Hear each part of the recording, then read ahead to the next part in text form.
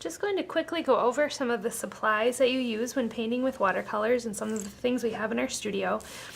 First is the kind of paper you use is a thicker watercolor paper, and you want it to have a lot of tooth, as we've talked about in class before, so that it has enough fiber that can soak up the water and hold the pigment and not make the paper curl. So you want a pretty heavy grade watercolor paper. We have our paint palettes with our papers in there, and then the brushes that you use are really soft brushes compared to what you would use with acrylic or oils, because you want something that's going to really be able to soak up the water and hold that paint so that it will be sustained in your brush as you glide it over the paper. So we have several different sizes that you can use, and you're going to use different size brushes for different techniques.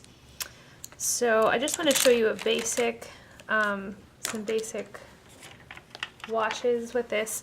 There's two types of watercolors. You can use cake watercolors, which just come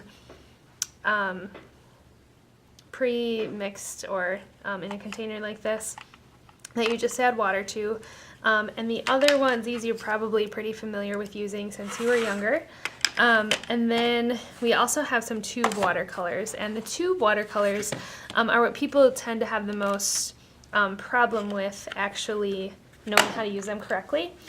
So the biggest thing is that people tend to use them like you would use acrylics or oils, where you just squeeze out a big amount of paint onto your palette. And for watercolors, you really don't need to do that.